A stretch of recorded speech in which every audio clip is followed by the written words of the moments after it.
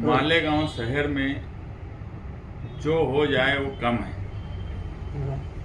11,000 colony का मामला जब मीडिया के ज़रिए हम तक आया, मैं सबसे पहले तो मुबारकबाद दूंगा इत्तेहाद टाइम्स, आवाज़ मीडिया और अब तक चैनल, जिन्होंने सही मायने में एक खोजी पत्रकारिता जो होती है उसका फ़र्ज़ निभाया। और हमेशा से सियासत और सहाफ़त ये एक दूसरे से जुड़ी हुई चीज़ है। सियासी लोग सहाफ़त का सहारा लेकर अपना काम करते हैं और कभी कभी सहाफ़त के ज़रिए सियासी लोगों की भी आँख खुलती है। मैं अगर सच कहूँ तो हमारी आँख भी सहाफ़त से ही खुली, मीडिया के ज़रिए ही खुली।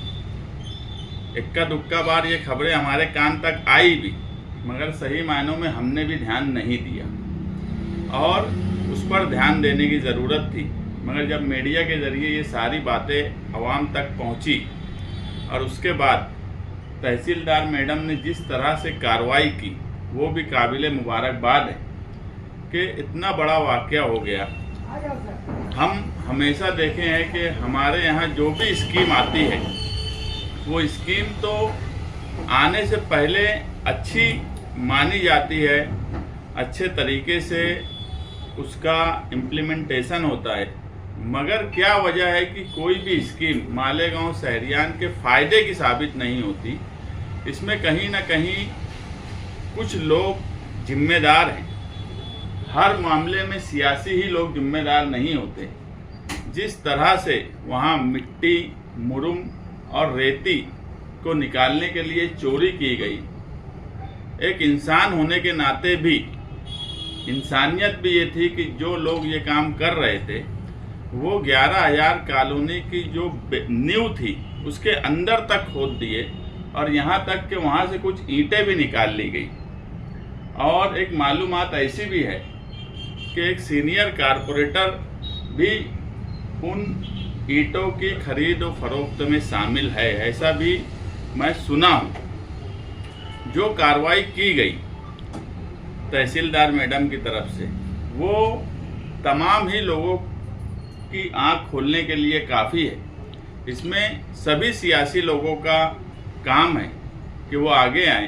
कारपोरेशन जो है वो मालेगांव शहर की गरीब आवाम के ज़रिए चलाई जाने वाली एक अथॉरिटी है। उसके ऊपर अगर 5 करोड़ 47 लाख रुपये का जुर्माना लगा और कमिश्नर, सिटी इंजीनियर और उससे मुंसलिक जो आईएसडीपी के इंचार्ज हैं मारवाड़, इन सबकी जिम्मेदारी ये थी। और अगर ये जुर्माना लगा तो ये जुर्माना क्या कारपोरेशन अपने फंड में से देंगी? वो फंड आम आवाम के टैक्स का है, इसमें किसी आम लोगों की गलती नहीं है। ये गलती है कारपोरेशन के अधिकारियों की। उनकी जिम्मेदारी थी कि अगर 3 साल से इस तरह का काम वहाँ हो रहा था तो उसको रोका जाए। मगर हमारे यहाँ कारपोरेशन ख़ास तौर से जो मुस्लिम हिस्से के कामकाज होते हैं उस पर जानबूझकर ध्यान नहीं देते। जिस तरह की न्यूज़ और फोटोज़ और वीडियोज़ में उस बिल्डिंग की हालत देखी जा रही है, एक बात तो साबित हो गई कि वो अब रहने के लायक नहीं है। पहले भी उस बिल्डिंग के कामकाज को लेकर सवाल उठते रहे हैं। वहाँ हज़ारों लोग हैं जो हमेशा शिकायत करते रहे हैं कि जो बुनियादी सहूलियात हैं वो उनको मुहैया नहीं की जा रही है। उस पर इस तरह से खोद देना, कल के वो बिल्डिंग अगर गिरी तो उसमें जानी नुकसान भी हो सकता है। वो बिल्डिंग दूसरी बिल्डिंगों पर भी गिर सकती है। और तहसीलदार ने खुद कमिश्नर को लिख कर दिया है कि अब वो धोखादायक बिल्डिंग है, वो रहने के काबिल नहीं बची है। और यही लेटर उन्होंने प्रांत ऑफिसर को भी लिख कर दिया है कि वो धोखादायक इमारत है। अब इसमें एक बात यह है कि तहसीलदार ने ही किला झोपड़पट्टी के मामले में जो अफिडेविट फाइल किया कि किला झोपड़पट्टी वालों को 11,000 कॉलोनी में शिफ्ट किया जाए, उस पर हमने हमारा रिजॉइंडर पिछली तारीख पर दिया शकील अहमद के नाम से। और अकेले हम ही हैं जिन्होंने रिजॉइंडर फाइल किया। दूसरे जो आए थे उन्होंने उस रिप्लाई पर अपना जवाब भी नहीं दाखिल किया, मगर उस पर मुझे अभी बहस नहीं करना है। बोलने का मतलब ये है कि तहसीलदार हाईकोर्ट में एक बात बोल रहा है कि इन सब लोगों को 267 मकान में लगभग हजारों लोग हैं, उन सबको 11,000 कॉलोनी में शिफ्ट किया जाए, वहाँ हम सुविधा दे रहे हैं, सब सहूलत है। और वही मालेगांव के तहसीलदार एक तरफ कमिश्नर और प्रांत ऑफिसर को बोल रहे हैं कि वो धोखादायक इमारत है, अब वो रहने के लायक नहीं बची।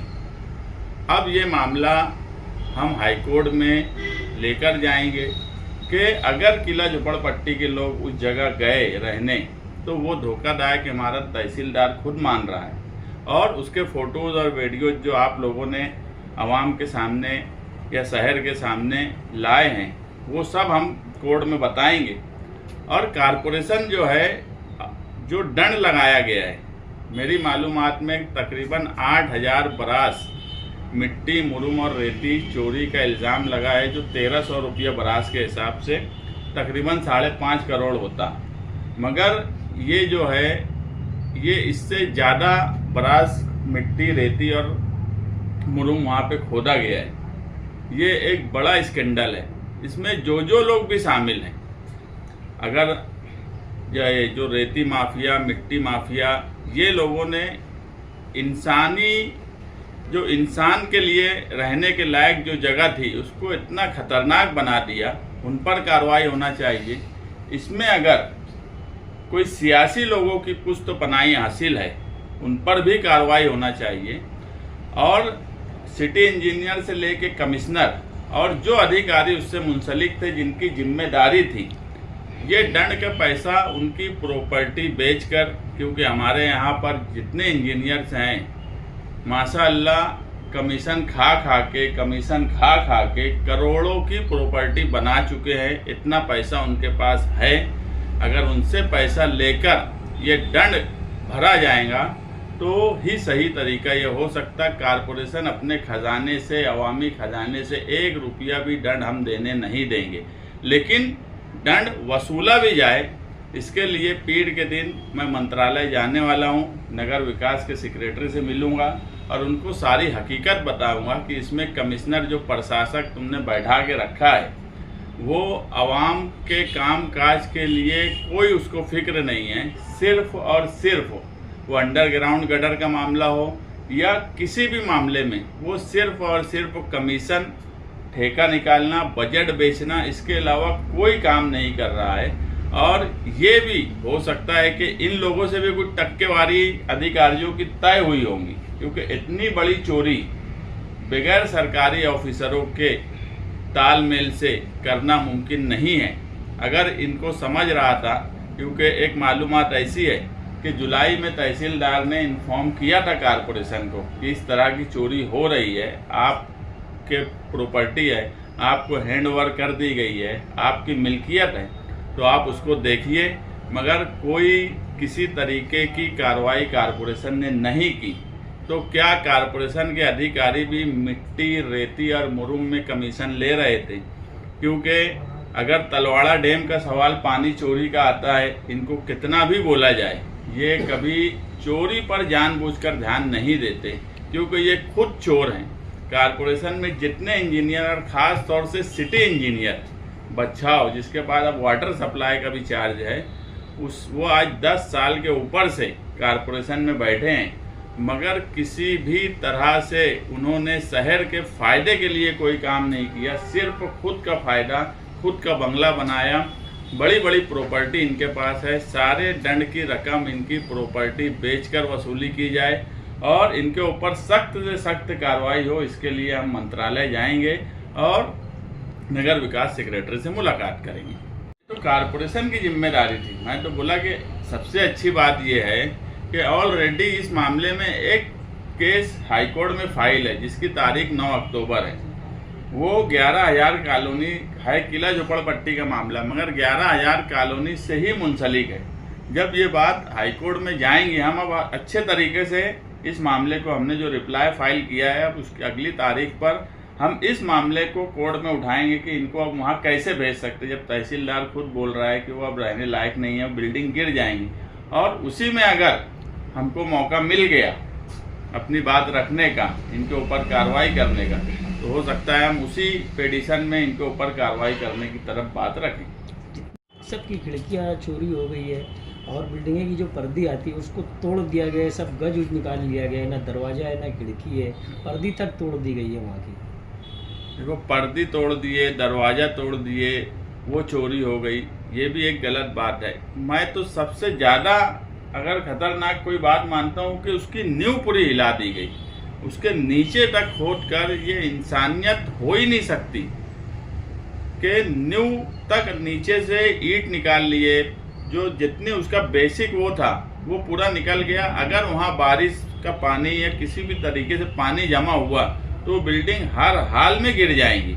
अब ये बात तुम और मैं क्या बोलूँ, आप लोग तो वहाँ गए, देखे, सब आप लोग के सामने है। खिड़की दरवाजे तक तो हम बर्दाश्त कर ही रहे हैं, संडास की चोरी हो जाती, इधर की चोरी हो जाती, ये सब तो बर्दाश्त मालेगांव के लोग कर रहे हैं। मगर जो बुनियाद हिला दी गई और उसकी वजह से लोगों की जान खतरे में आ गई, कल वो बिल्डिंग अगर रहने वालों के हिस्से में गिर गई, इतना बड़ा वहाँ स्ट्रक्चर है, अगर वो हिला तो ये मत समझना कि जो एक बिल्डिंग है उसी हद तक वो स्ट्रक्चर गिरेगा। जब नीचे की बुनियाद कमज़ोर होती तो आसपास का हिस्सा भी पूरा कमज़ोर होगा। वो बिल्डिंग किस तरफ गिरेंगी ये ना तुम बता सकते ना हम बता सकते। वहाँ रहने वाले लोग भी हैं, कई बिल्डिंगों में हज़ारों लोग रह रहे, वो किस तरफ गिर जाएंगी, जानी नुकसान जो होने की संभावना लग रही, ये सबसे खतरनाक बात है। खिड़की दरवाजे तो हम हमेशा देखते रहते कारपोरेशन के, और हमारे यहाँ ये बात सच है कि मालेगांव शहर के लोगों को भी अब सुधरने की ज़रूरत है कि इस तरह का जो लोग काम करते हैं उनको रोकने की ज़रूरत है। वहाँ के रहने वाले लोगों को भी हिम्मत से रोकने की ज़रूरत थी। मीडिया वाले भी हिम्मत से वहाँ गए, क्योंकि हमको ये भी मालूम है कि रेती माफिया, मुरुम और मिट्टी, ये एक बहुत ताकतवर माफिया होता है। यहाँ तक कि इन लोगों को रोकने की ताकत महाराष्ट्र में अगर कोई करता तो जान का भी खतरा रहता। ऐसे हालात, ये इतना बड़ा माफिया है। तो आप लोग हिम्मत किए, लेकिन आम लोगों को भी हिम्मत करना चाहिए। मैं देखो एक बात एकदम साफ बोला कि इसमें तमाम ही सियासी लोगों की भी गलती है कि 3 साल से अगर ये चीज़ें हो रही थी तो उस तरफ हमने ध्यान नहीं दिलवाया, जबकि होता है कि सियासी लोग मीडिया का ध्यान दिलवाते।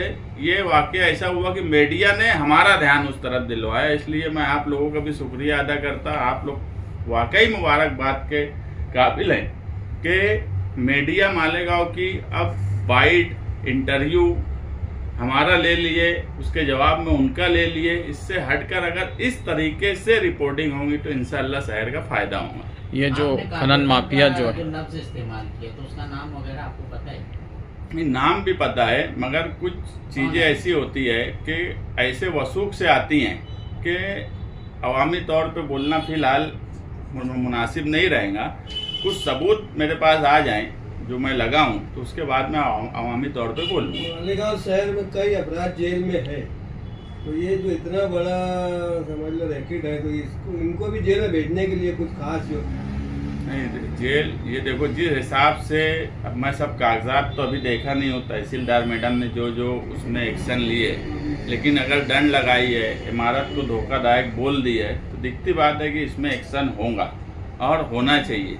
बस इसमें अगर कोई बहुत बड़ा सियासी आदमी शामिल होगा तो लड़ाई बड़ी होगी जो हम लड़ेंगे। इसमें बात ये थी कि बरसों से ये चल रहा था, 3 सालों से करीबन चल रहा होगा या उससे पहले से चल रहा है। कारपोरेशन के ऑफिसरों ने कार्रवाई नहीं की। जैसा आप बोले कि किसी बड़े सियासी लीडर के दबाव में ये कार्रवाई नहीं की गई। हाँ, बराबर बात है। मैं भी ये बात मानता हूँ कि किसी बड़े लीडर के दबाव में ही कार्रवाई नहीं की गई है, क्योंकि जो एक जनरल मालूमात है कि कुछ चंदनपुरी की माफिया है जो मुरुम, और कुछ कलेक्टर पट्टे के हैं, कुछ इस तरफ के भी हैं, ऐसे अलग अलग वो हैं। अब 2 दिन में तो सारी बातें नहीं समझेंगी, लेकिन अब हम लोग भी अपने तौर पे तफ्तीश कर रहे हैं कि इतनी बड़ी चोरी ये कोई 1-2 ट्रैक्टर के मालिक या 1-2 ट्रैक्टर वाले नहीं कर सकते। ये बड़ा रैकेट है, और उस रैकेट के पीछे सिर्फ ज़मीन की चोरी करके पैसा कमाना ही मकसद था, या वहाँ पर इस हिस्से के लोग ना आ पाए, ये मकसद था। ये भी सोचने का सवाल है, इसकी भी जांच करने की ज़रूरत है। उस जगह होना चाहिए क्योंकि वहाँ रहने के लायक बिल्डिंग नहीं बची है। उनका काम कभी होता क्या कि होना चाहिए कि नहीं होना चाहिए, जान दो ना यार, कौन सा काम करे। मुझे एक काम बता दो कि ये मालेगांव में एक बड़ा वुड गार्डन वो किए थे और वो काम हो गया, मेरे बोलने से नहीं होना चाहिए, वो ऐसे भी नहीं होने वाला। वो असेंबली की टाइम की है, वो तो गुलशेर नगर डेपो में एक वो लगा के बोले हाई परचेस हो गया। अरे कुछ भी फालतू बात करते हो, उनके ताल्लुक से तो अब मैं बोलना ही नहीं, मुझे लगता बोलना ही नहीं चाहिए वो आदमी के ताल्लुक से, वो भी काम काज को लेके।